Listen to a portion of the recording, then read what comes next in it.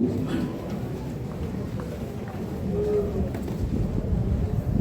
chapter 10, reading from verse 46. And he came to Jericho, and as he went out of Jericho with his disciples and a great number of people, blind Bartimaeus, the son of Timaeus, sat by the highway side begging. And when he heard that it was Jesus of Nazareth, he began to cry out and say, Jesus, thou son of David, have mercy on me. And many charged him that he should hold his peace, and he cried the more a great deal, Thou son of David, have mercy on me. And Jesus stood still, commanded him to be called, and he called the blind man, saying unto him, Be of good comfort, rise, he calleth thee. And he, casting away his garment, rose and came to Jesus. And Jesus answered and said unto him, What wilt thou that I should do unto thee?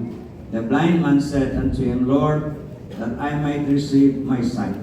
And Jesus said unto him, Go thy way, thy faith hath made thee whole.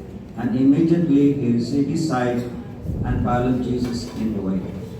Nais kong dalhin sa ating kaligtaan ang praise na now dito sa verse 15. Sinabing casting away his garment. Nais kong dalhin sa ating kalagitnaan ang minsan nagsasabing cast away your garment. I think sa Tagalog ay itapon mo ang iyong balabal. Praise the Lord. Mahilingan natin si Pastor Arman Dimaranan to pray. Praise the Lord. Hallelujah. Lord. Guidance. Send forth thy Holy Spirit as we may. Over us, and comprehend thy teaching on them. Hallelujah. Help each and every one of us. Hallelujah. With the knowledge of Jesus, most especially our beloved Pastor Arman. I Lord, hallelujah. Guide him, O God, hallelujah. He might be able to impart thy truth, thy message, and to each and every one of us. At this clarity and understanding, O God, hallelujah. Mas lalo na, bawat sa amin, O God, hallelujah. Pagkapin namin ang iyong mga kapatid sa ikaw, O God, hallelujah. Bigyan kami ng kalayanan, ang bawat tao na pagkakahagdang sa aming pagkilig, O God, hallelujah. Tulong kami na at makapagbigay ng pagkakahagdang. Hindi ang pangalan. Jesus Christ, my name, I pray. Amen. Amen. Mapapuna po kayo.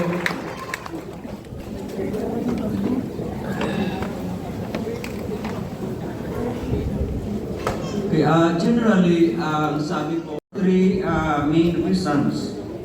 Kumbaga, una ay to cover their nakedness. Kumbaga, takpan ang kanilang kahubaran. Pangalawa, to protect themselves from the natural elements. At maging proteksyon ito mula sa init ng araw at sa lamig ng gabi. Pangatlo ay people want to look attractive. Kumbaga sa pamamagitan ng ating mga kasuotan ay para gusto nating sa paningin ng iba tayo ay maganda. Tayo ay pogi. Pero ang sabi nila na minsan may mga tao kahit anong suot ay pogi talaga. Yung iba naman ay kahit anong suot, wala nang ipupogi pa. Ang sabi ng banal kasulatan, nung si Adan at saka si Eva, ay nilalang ng Diyos doon sa Garden ng Eden. Bali, they were clothed with God's glory. Kumbaga sila ay may kasuotan na ito ay ang kaluwalhatian ng Diyos. Tatapot noong kanilang sinuway, ang utos ng Diyos na huwag kainin ang bunga ng kahoy ng pagkialan ng mabuti masama. Nakita nila na sila hubutubad at sila ay nahiya. They were ashamed. So ang sabi ng banal kasulatan, they clothed themselves with aprons made of fig leaves. Sila ay nagtahi ng mga dahon ng puno ng igos para matakpan ang kanilang kahubaran. Kaya lang sabi ko nga na pagkatapos ng ilang araw, pagkatapos ng ilang oras, dahil sa init ng araw, ang apron na yon na made of fig leaves ay natuyo dahil sa hindi naman nila binabad sa pangulim. Ang Diyos, mga kapatid, ang nagawa sa kanila na kasuotan made of animal skins, coat of skins. Sabi dito, common belief ay lamb skins. At sabi ng mga Bible scholars na ang diablo, mga kapatid, to do the it is always the will of God for people to be fully clothed. Kumbaga, nais ng Diyos, kaluban ng Diyos na tayo ay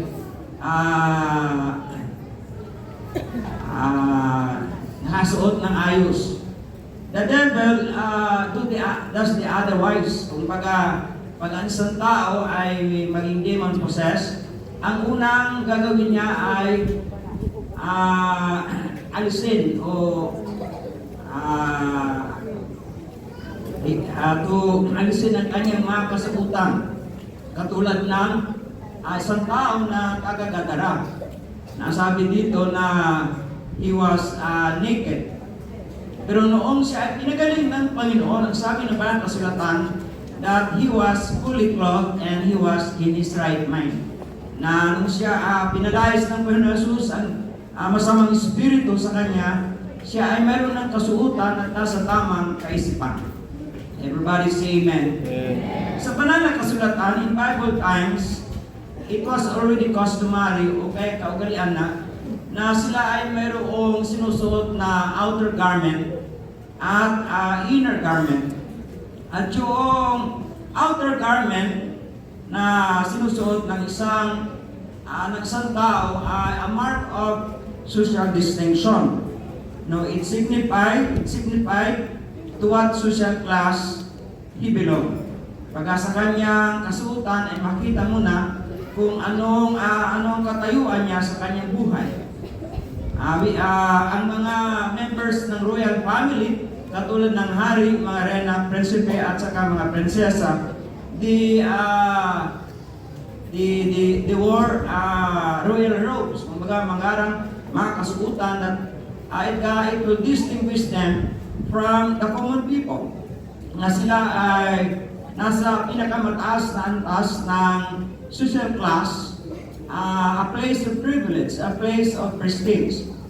Kaya sabi sa 2 Samuel chapter 13 verse 15 na si Tamar na kapatid ni Absalom, ang kanyang garment ay iba't ibang kulay, a garment of diverse colors, sapagkat sa ganoong mga robes ay mga dinamtan ang mga anak na dalaga ng hari. The daughters that were virgins were apparent. Sa Luke chapter 16 verse 19, ito ay binanggit na isang mayamang tao, the rich man. Na sabi ng mga kasulatan ng kanyang kasuotan ay kulay ube at masilang lino, clothed in purple and fine linen. Na this speaks of a man of great wealth. Kumbaga, hindi lang talagang suot niya ay yayamanin, kundi mayaman talaga. Gusto't mayaman. Sa unang panahon ay may mga slaves sila o kaya mga alipin na the slaves outnumbered the free people. At sila ay mayroong kasuotan, mga kapatid, na usually ito ay kulay puti na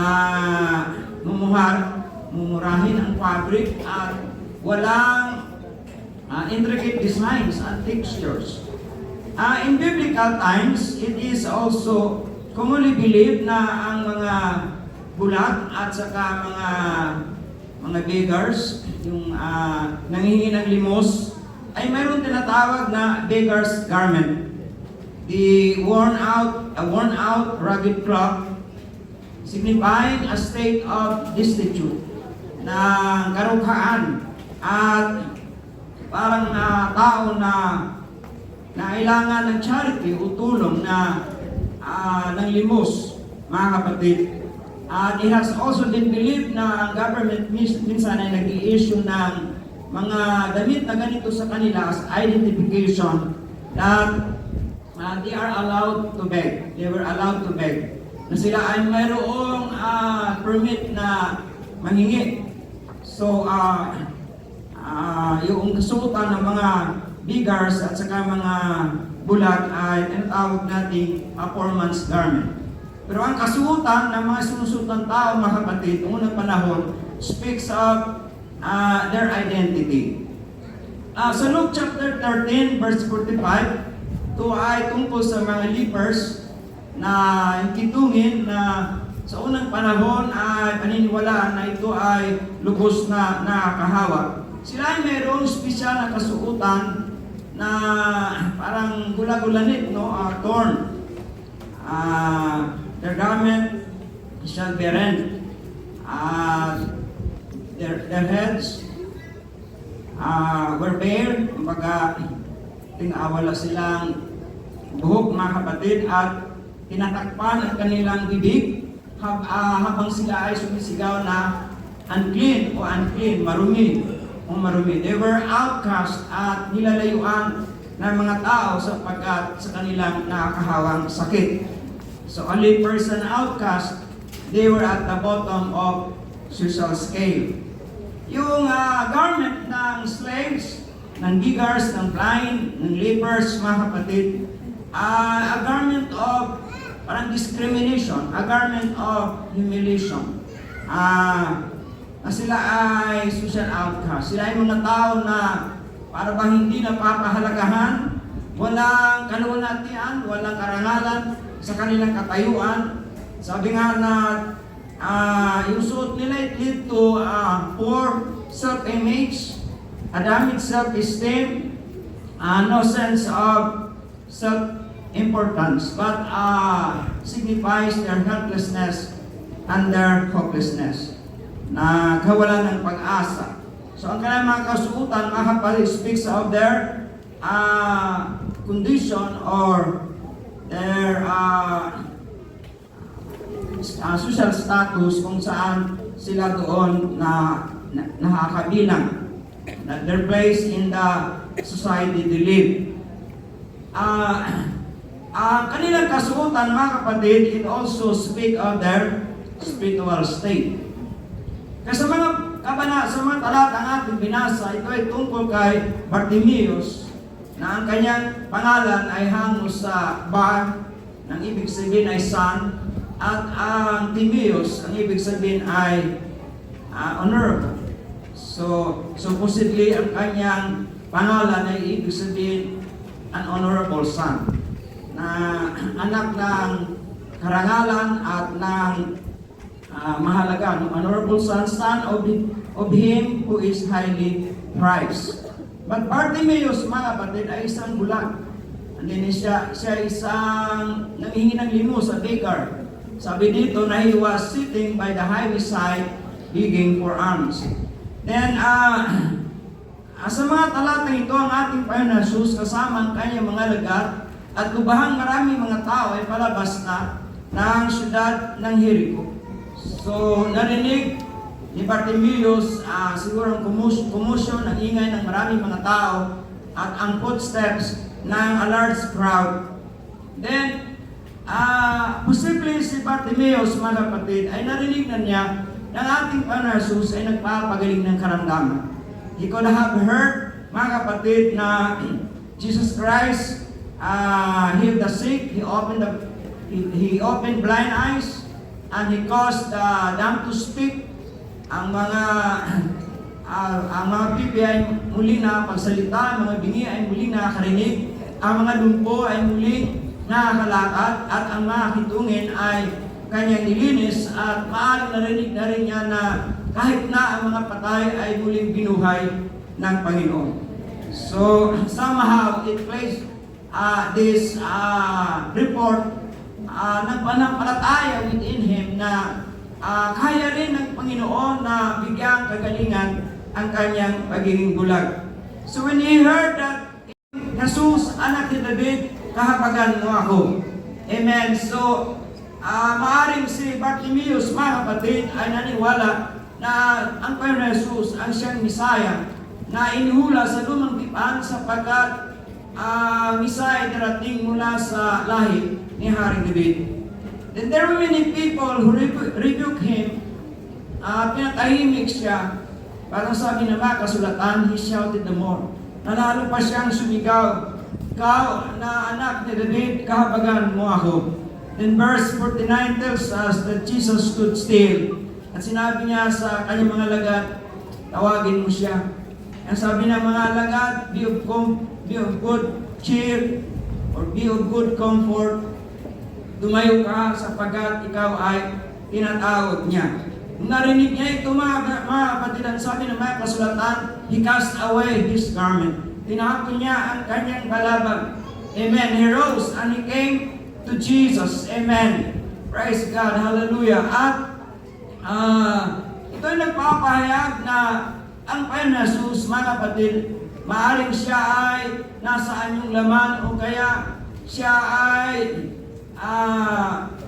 siya ang Diyos, mga kapatid, kung ating tatawagan, siya ay dininig ng ating mga panalangin. Amen.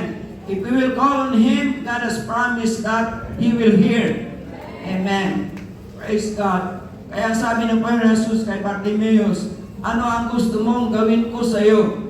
Ano sabi ni Bartimaeus? Lord, that I might receive my sight.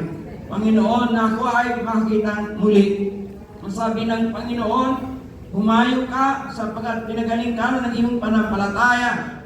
And immediately he received his sight. Amen. Siya ay muling nakakita at siya ay sumunod sa ating Panginoon Jesus. Amen. Maaring sa kanyang paglapit sa ating Panginoon ay paglapit na mayroong panampalataya.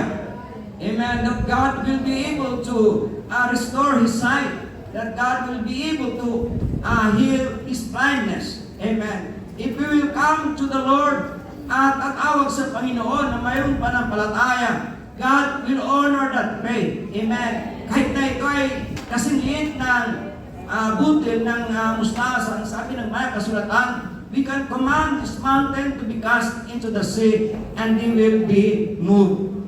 Amen. So Bartimaeus, casting away his garment, pagtapon na niya ng kanyang balabal ay nagpapahayag na siya ay mayroong panampalataya sa Panginoon na hindi ko na kailangan ang balabal na ito na nagpapahayag na ako ay isang bulag, na ako ay isang dugha, na ako ay nangingi ng limos. Amen. Mula sa araw na ito, ako ay muling makakita at ang Panginoon ang magbibigay sa akin ng bagong buhay at bagong direksyon. Amen. Today, I will no longer be a blind man.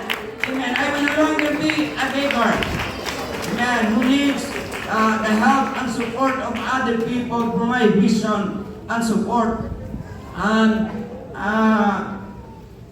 na depending on the arms or handouts from the passers-by. Mula sa araw na ito, I will no longer be sitting by the wayside asking for alms. I will no longer be by the roadside begging.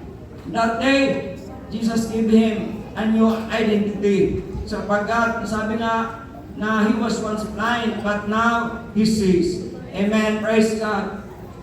Spiritually speaking, mga kapatid, tayong lahat din, minsan ay naging bulag spiritually.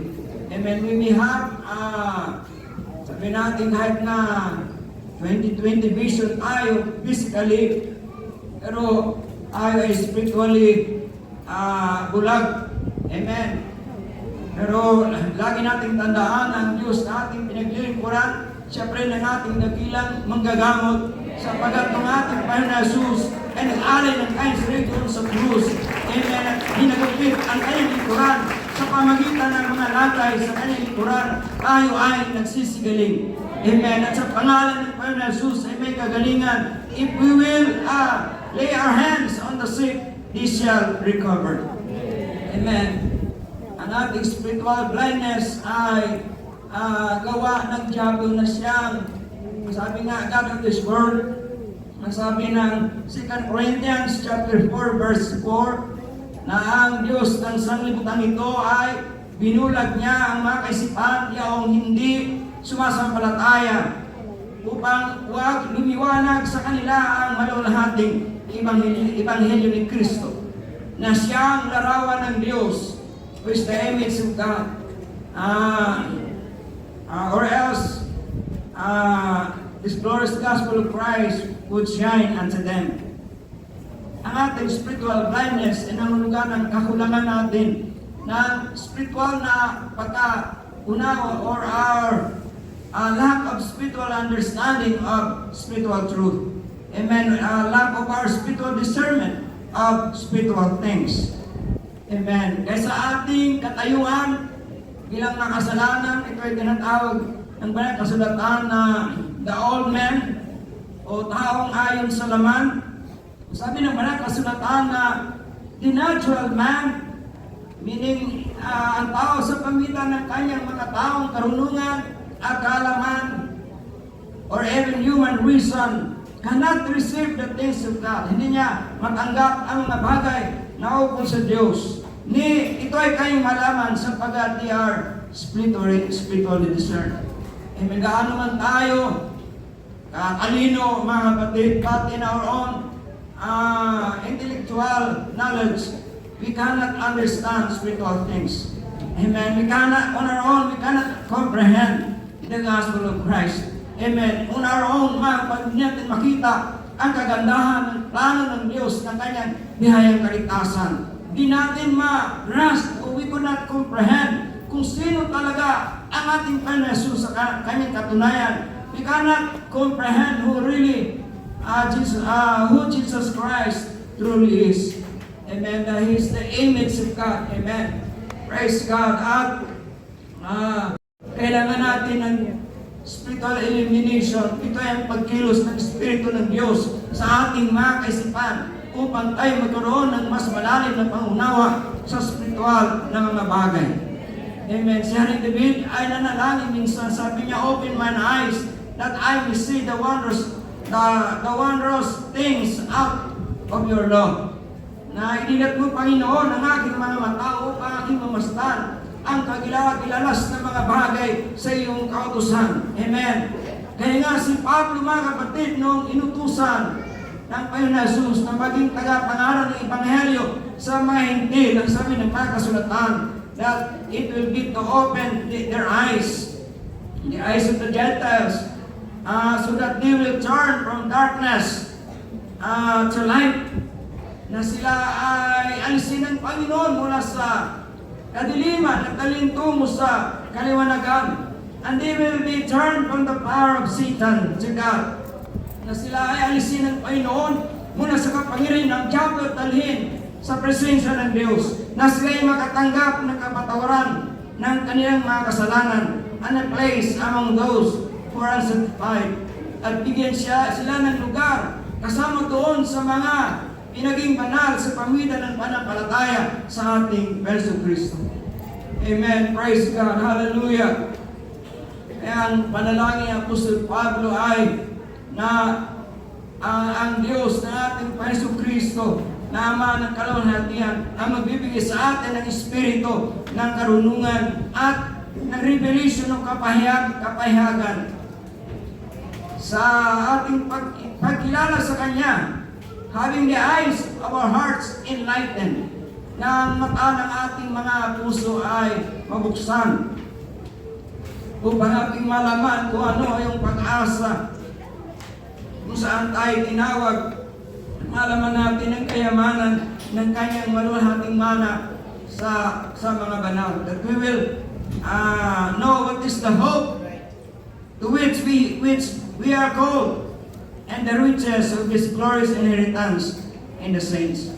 Kaya nagpapasalamat sa Panginoon na nung ating siya nakilala, tayo ay dinala ng Panginoon mula sa kadiliman tungo sa Kanyang kagilagilalas na kaliwanagan. Amen. Upang ihayag natin sa Kanya ang ating mga pagpupuri. Praise God. Mula nung ating nakilala ang Panginoon, God has changed our status sa Kanyang banal na presensya. Amen. Nung una tayo, mga kapatid, ay nasa kadiliman. We were once darkness, but now you are the light. in the Lord. Kaya ang liwanag sa Panginoon, amen. Lahat lumakad tayo katulad ng mga anak ng kaliwanagan. Amen. We thank God that we were once blind, but now we see. Amen. Praise God. Kilala natin ang Panginoon na siyang ilaw ng sanlibutan. Sabi niya, I am the light of the world. Amen. And he that followeth me shall not walk in darkness. Praise God. Hallelujah. Everybody say amen. Amen. Praise God. Doon sa iglesia ng Laodicea sa Revelation chapter 3, verse 18, sabi ng Panginoon na dapat ay lagyan nyo ng pampahid ang inyong mga mata. No, put an eyes upon your eyes para kayo ay makita.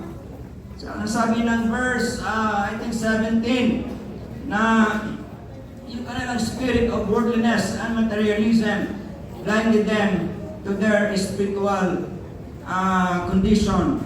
Sinasabi nila na kami ay mayaman, sumasagana sa kayamanan, we increase with goods. Wala na kaming pangailangan pa ng iba, we don't need anything. Pero sa katunayan, hindi nila alam na sila ay miserable, sila ay dukha, sila ay bulag, at sila ay hubad. Ang kanilang worldliness nagbigay sa kanilang sense of fulfillment, sense of false contentment. Praise God. Sila ay parang mayroong parang it signifies their wrong priorities and their wrong sense of values. Amen. Ang kanilang material na mga kayamanan ay naging bulag sila sa kanilang pangailangan sa spiritual na mga bagay. Kaya nga ang sabi ng Panginoon na dapat maglagay kayo ng papahid sa inyong mga mata upang makita ninyo ang tunay na katayuan sa aking harapan. Amen. Praise God. Mga kapatid, sa paglilingkod sa Diyos, ang ating paningin, mga kapatid, ay nakatuon sa ating Panginoon Jesucristo na siya may akda at tagapagtapos ng ating pananampalataya. Amen. Ang ating mga pag-iisip at nasa ay sa mga bagay nasa itaas, hindi mga bagay sa ibaba. We set our affection on things above and not things on the earth. Amen. Sabi ni Paul, we look not at the things which are seen, because the things which are seen are temporal, but we look on things that are not seen because they are eternal. Praise God. Hallelujah. Bilang bulag at bilang bigar, si Bartimaeus was an outcast. Amen. Kumbaga, sila ay mga taong hindi pinapahalagahan ng mga tao ng society. Kaya ang sabi ng mga kasulatan ng una, tayo ay hiwalay kay Kristo. Amen. Tayo ay hindi kabilang sa bayan ng Israel. Tayo ay taga-ibang lupa, mga kapatid, na hindi kalakip doon sa tipan ng pangako. Amen. Na tayo noon ay walang mga pag-aasa at walang Diyos sa sanlibutan. Amen. Once we were without hope and without God in the world. Sa kasalanan tayo walay sa Panginoon. Amen. Ang ating mga pagsalangsang at karumihan ng siya nagpahiwalay sa atin sa Diyos. Mga kapatid, na kaya na ang ating mga dalangin ay hindi niya diringgin. Noong unang sabi ng banal na kasulatan, we were once afar off. Tayo ay manayo sa Panginoon, na dapat tayo pinaglapit tungo sa kanyang sarili sa pamamagitan ng banal na dugo ng ating Panginoon. The power had been reconciled unto himself by the death of Jesus Christ on the cross. Amen. Na noong na tayo ay mga tao ng Diyos, na dapat ngayon tayo ay mga tao ng Diyos. Noong na tayo mga tao hindi nakasumpong ng kahabagan, at dapat ngayon tayo mga tao nakasumpong ng kahabagan. Amen. Praise God. Hallelujah. Amen. At para sa kapurihan ng kanyang kalulatian at ng kanyang biyaya, tayo ay tinanggap na ng Panginoon sa kanyang mga iniibig. Praise God. Alam natin na inibig na tayo ng Panginoon, tayo makasalanan pa, that God commended His love toward us, that while we were yet sinners, Christ died for us. Pero kailangan na tayo dadako sa presensya ng Panginoon upang tagapin ang pag-ibig na ito. Amen. Upang tayo lubos na i-acknowledge natin yung pag-ibig ng Diyos sa ating buhay. Tagapin natin na sa pamagitan ng ating Panginoon Jesus tayo may katubusan sa pamagitan ng kanyang banal na dugo at kapatawaran ng ating mga kasalanan sa pamagitan ng kayamanan ng kanyang biyaya. Amen. Tayo minsan, we were outcast. Amen. Pero tayo ngayon, sa ating Panginoon Jesus, ay binigyan tayo ng karapatan na kanyang maging mga anak. We have been given the privilege of being adopted as His children. Amen. Praise God. We have been adopted to become His children by Jesus Christ Himself according to good pleasure of His will. Amen. Ang kasalanan, ang damit ng bulag, ng beggars o ng lepers, itong mga kapatid, sabi ito ay, they are torn, tattered, and filthy garments, signifies filthiness, karumihan. Pero noong si Bartimeus ay lumapit sa ating Panginoon Jesus, itinapon niya ang kalabal na ito. Amen. Praise God. Sa kasalanan, lagi natin nababanggit na tayo marumi sa harapan ng Panginoon mula sa tuktok ng ating mga ulo hanggang sa talampakan ng ating mga paa. Sa harapan ng Panginoon, ang ating mga kabutihan ay nalintulag sa isang maruming basahan. Ang sabi niya, Apostol Pablo, mga kapatid, sa katayuan ng paging makasalanan ay walang ganaan sa atin ng anumang mabuti. In me, do it no good thing. Amen. Praise God. Praise the Lord. Pero tayo ay pinaging banal ng Panginoon Jesus. Amen. Sa pamitan ng panahan ng kanyang banal na Espiritu sa ating buhay, sa ating mga puso. Praise God. Pero tayo ay meron pa rin dalawang kalikasan. Amen. Na yung the old man and the new man. Sa Ephesians chapter 4 verse 22 to 24. Sabi nito, we'll have to put off, meaning alisin o tanggalin, iwanan yung ating lumang pagkatao, the old man, na namumuhay ng ayon sa the former conversation of the old man, na ito ay corrupt according to the deceitful lust, mapandarayang mga pitak. So dapat we should have to be renewed in the spirit of our mind, and we'll have to put on the new man.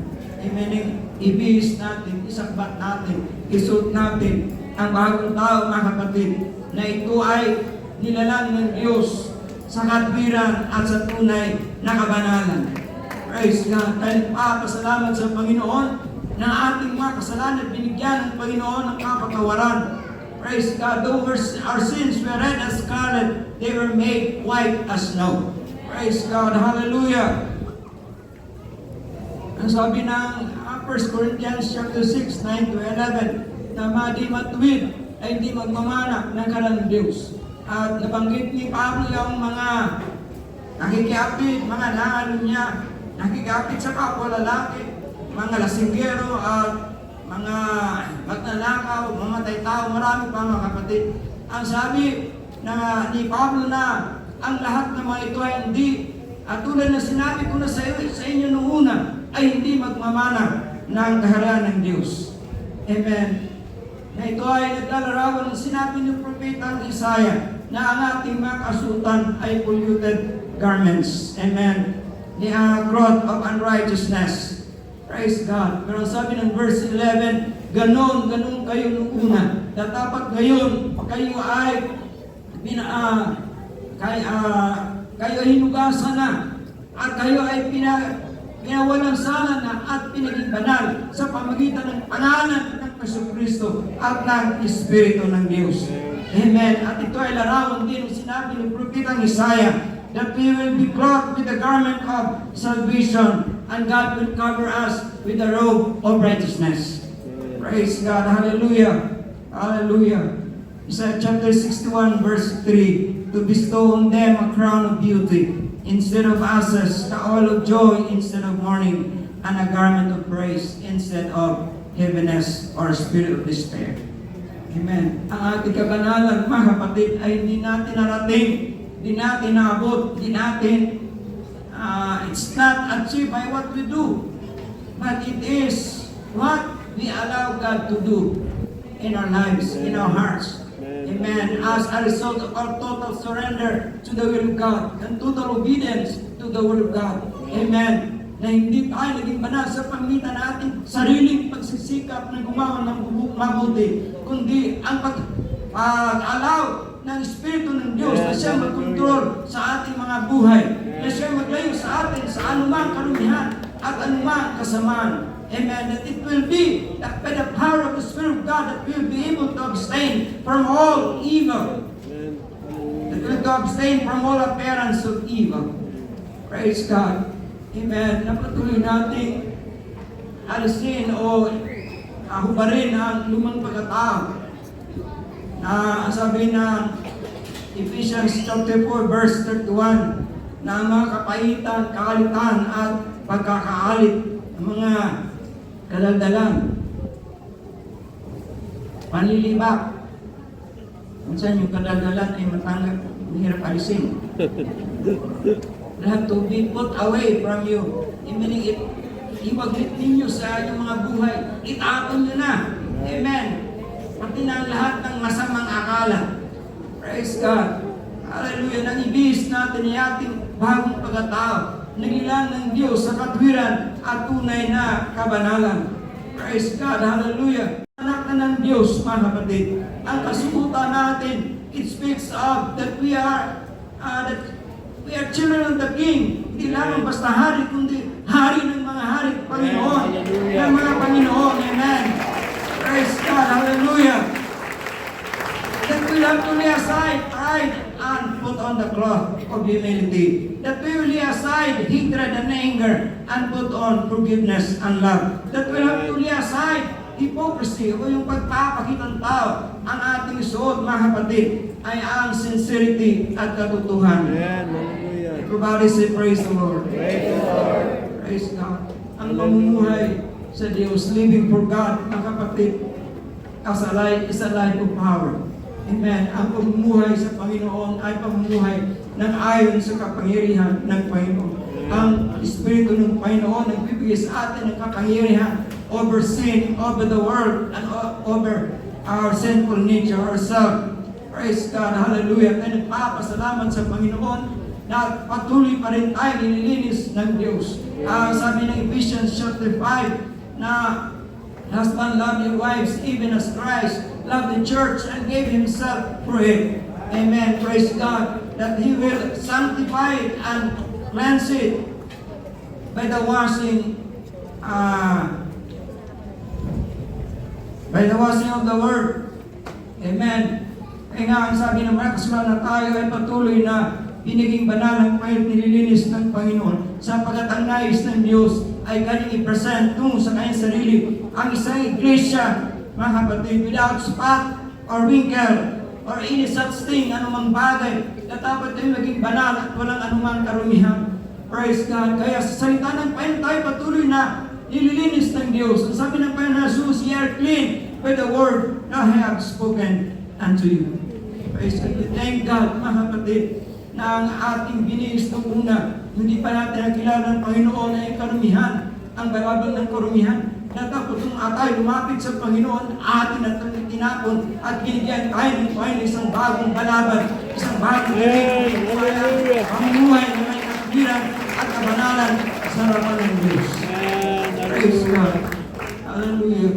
Mahalaga na tayo magpapakabanal, mga kapatid, sapagat sabi ni Apostol Pablo na sundin natin ang kapayapaan sa lahat ng tao, kabanalan, sapagat kung wala ito, ay walang sino mang tao makita sa Panginoon. Amen. Mapalad yung mayroong dalisay ng mga puso sapagkat makita nila ang Panginoon. Amen. Sino ang makakarating sa banal na bundok ng Diyos? Yun lang mayroong malinis na mga kamay at dalisay ng puso. Praise God. Hallelujah. Amen. Praise God. Tayo ay nagsimula na sumunod sa Panginoon. Nilagat na natin ang ating panampalataya sa Diyos. Amen. Daroon na tayo hangarin na siya ay ating sundin. Praise God. We must go all the way. Mga kapatid, praise God. Hallelujah. Na tayo ay laging dumadako sa presensya ng Panginoon sa pakikinig ng kayong mga salita at madama ang kanyang banal na Espiritu na tayo nililinis ng Panginoon mula sa maruming mga pag-iisip at muling maruming mga haka at nasa ng puso. Amen. Sa nais ng Diyos na ating buhay ay maging kalugod-lugod sa harap ng Panginoon. Amen. Ang mga laman ng ating pag-iisip at mga salita nagmumula sa ating mga bibig at ang mga laman ng ating mga puso naway nagbibigay kaluwalhatian sa Panginoon. Amen. Praise God. Sa Revelation chapter 19, Amen, it speaks of the marriage of the Lamb. Amen. Sabi ng verses 7 and 8, ay mga galak at magsaya at maglulahati sa Kanya sapagkat narito na ang kasalan ng Kordero. The marriage of the Lamb is come. And His wife is speaking about the church. He hath made herself ready. Amen. At sa Kanya ay pinagkaloob na siya ay magagayakan, mga kapatid, ng fine linen, clean and white. Amen. Na ito ay dalisay na lino, na malinis at maputi, sapagkat ang fine linen is the righteousness of the saints. Amen. Praise God. Hallelujah. Walang makadako sa presensya ng Panginoon, kundi yaong mayroong katwiran at kabanalan kailang mga buhay. Praise God. Tayo nagpapasalamat that there was a time na tayo lumapit sa presensya ng Panginoon. Na katulad ni Bartimeus ay sumigaw tayo, Panginoon, hallelujah, kabagan mo ako. Praise God. At ang sabi ng Panginoon, gusto mong gawin ko sa iyo na ako ay muling makakita. Amen. At tayo ay binuksan ng Panginoon ang mga mata ng ating pag-iisip at mata ng ating pangunawa ng ating mga puso. Praise God. Hallelujah. Tayo ay mayroon ng kaunawaan sa Espiritu na mga bagay. Praise God. Nalis ng Panginoon ang ating mga karumihan. Tinapon na natin ang balabal ng karumihan. Amen. Sabat tayo binihisan ng Panginoon ng kanyang katwiran. Praise God. We thank God that when we receive the Holy Spirit, God has made us partaker of His divine nature. Amen. At tayo ngayon ay mayroong kabahagi sa kalikasan ng kalagip ang kanyang kabanalan. Praise God. And papasalamat sa Panginoon that we have been made holy. Amen. By the forgiveness of God sa ating mga kasalanan, indwelling presence of the Holy Spirit sa ating mga buhay. Amen. Praise God. Hiling ko na tayo na po ay tumuyo, mga kapatid. Praise God. Hallelujah. Kung alam po anong ating spiritual na katayuan,